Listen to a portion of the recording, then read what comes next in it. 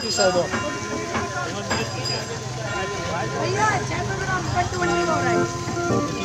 हाँ ठीक है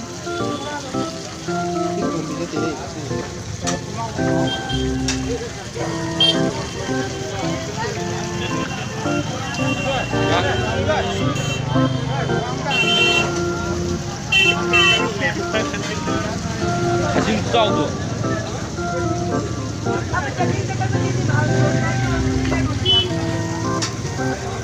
ngasi khoi gi kai lai ba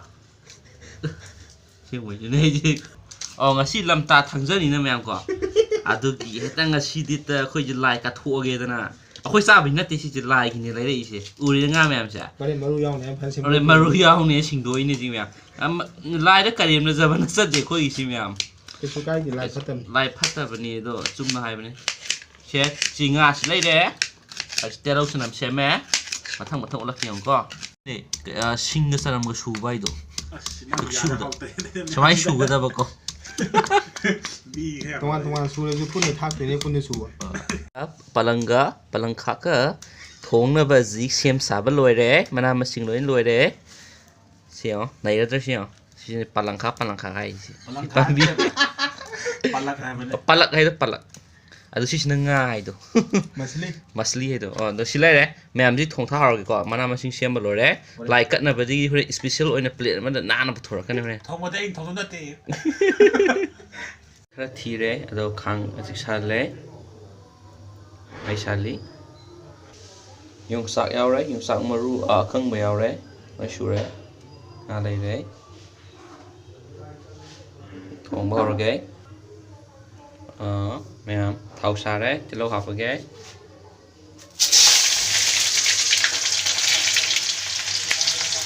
aduga tanam mostu lage siap sak tu lage mo mahom thok ti na si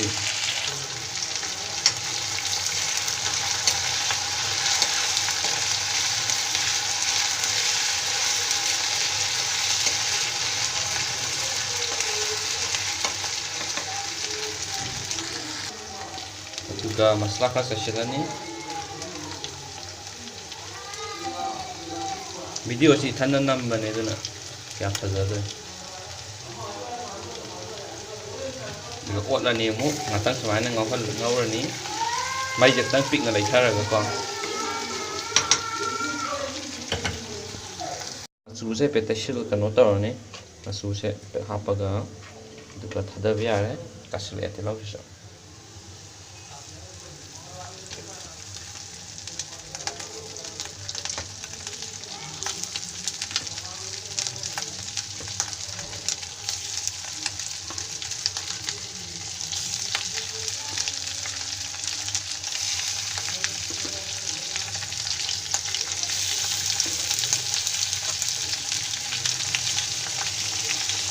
นะครับอันนี้ดูเขาก็บวชอันนี้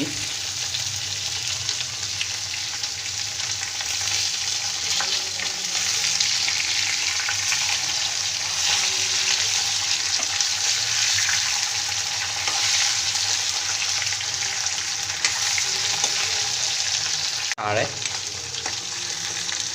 แต่เราใช้ไปตั้งกับตักนึ่งหูยาวที่กาแต่เดี๋ยวกับสมัยน่ะคือว่าตั้งสมัยทำมอไม่ดียามกันอะไรขัดตัวดีแต่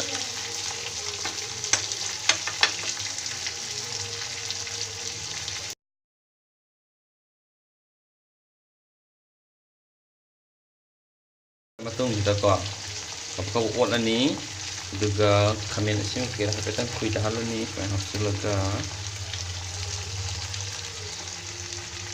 ยังสักมารู้สิ่งอะไร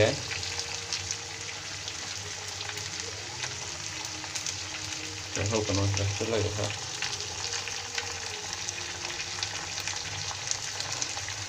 Juga min ani mung tham ga mahi apa si.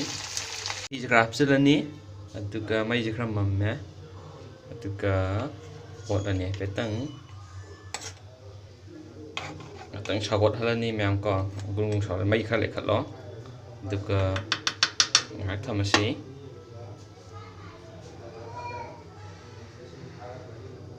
Ang sogole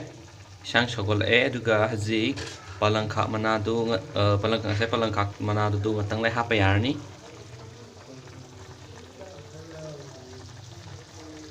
Aduga palangka manadu silai re plate manipula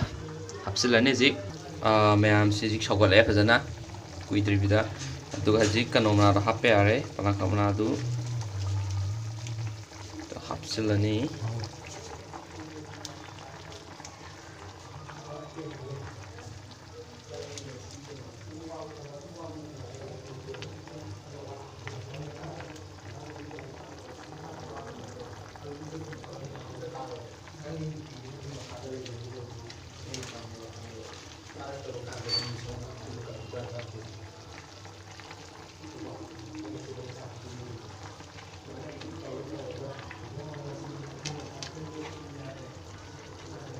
Hendue kano hiaman gitu. Mai hapsil ni mea duga shawal sing atang matanda tukthar es maina adu ngatang zara tukthar ani aduga ngatang lonsin ma horak pada thumur ke hapsil ani ko yang si mea lan samaina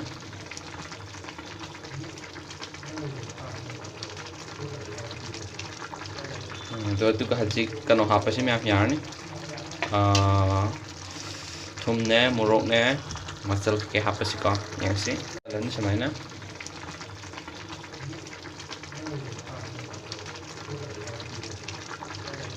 do tu ka haji kano hapasi mea yarni thumne morokne masal ke hapasi ko yang si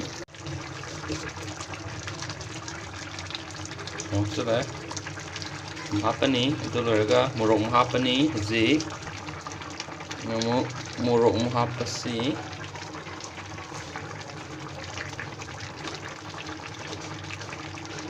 morok syam sadu man tang hapi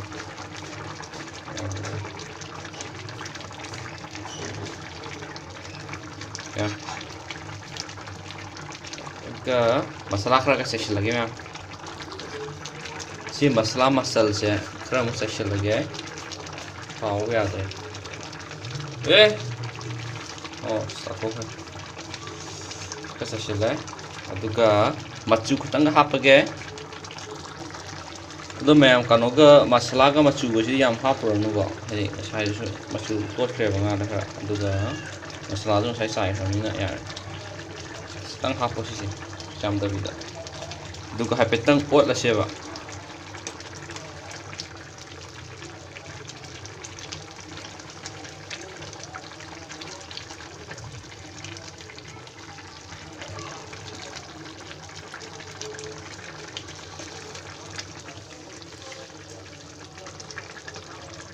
bisa kaya betul.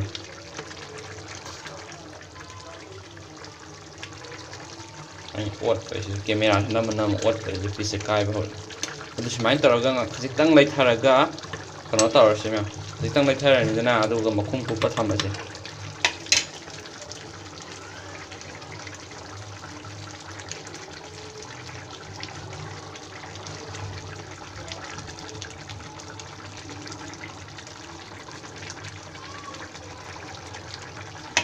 thangja losin bakra watli semaina minit tara mukra trong amuk semaina ngatang cholani yaudrasu minit manga tara mu tawr cholani aduga manam khar nusina ba hadigom chasilasi makhung khum maga chon be me makhung khum mali zar kang function de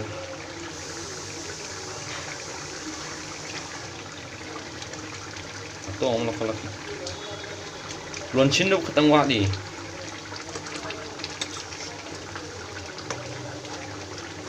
makok di khazar hi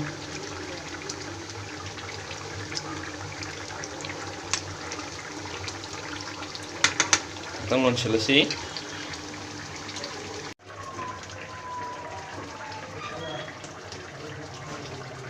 hang khong ma lo shil lage adi mahi si khatang yaw yang kan yaw bu dina tre mahi se ado mahi yaw de bisa hi ta ba nga ka yaw ri phele min la ga kala dum yare ki sang si dum yare ado zik khadigom khara lai ri manan musina khadigom khara ji sai shil lage ado go thang da lage ma thang da kan da ꯉꯁꯤꯗꯤ ꯂꯥꯏ ꯅꯨꯃꯤꯠꯅꯤꯅ ꯂꯥꯏ ꯈꯔ ꯈꯩꯗꯣꯛꯀꯦ ꯑꯗꯨꯒ ꯎꯠꯂꯛꯑꯒꯦꯀꯣ ꯃꯌꯥꯝ ꯂꯥꯏ ꯐꯠꯇꯕ ꯈꯣꯏ ꯉꯁꯤꯗꯤ ꯁꯤꯁꯤꯅ ꯌꯥꯔꯣ ꯅꯨꯡꯉꯥꯏꯇꯦ ꯃꯤ ꯃꯌꯥꯝ ꯂꯩ ꯁꯤꯗ ꯑꯗꯨꯒꯤ ꯅꯨꯡꯉꯥꯏꯇꯗꯅ ꯁꯨꯃꯥꯏꯅ ꯁꯨꯝ ꯇꯧꯔꯦ ꯃꯌꯥꯝ ꯐꯖꯅ ꯇꯧꯗ꯭ꯔꯦ ꯂꯥꯏ ꯐꯠꯇꯕ ꯇꯤꯟ ꯐꯠꯇꯕ ꯂꯣꯏꯅ ꯁꯤ ꯆꯥꯈ꯭ꯔꯣ ꯍꯟꯈ꯭ꯔꯣ ꯑꯩꯈꯣꯏꯔꯣꯝ ꯆꯪꯉꯛꯑꯅꯨ ꯃꯌꯥꯝ ꯆꯥꯕ ꯍꯧꯅꯈ꯭ꯔꯦ ꯑꯩ ꯂꯩꯔꯝꯗ꯭ꯔꯤꯉꯩꯗ ꯍꯥꯎꯋꯦ ꯑꯗꯣ ꯁꯨꯃꯥꯏꯅ ꯇꯧꯔ ꯊꯣꯡꯉꯣ ꯍꯥꯎꯅ ꯆꯥꯅꯤꯡꯉꯗꯤ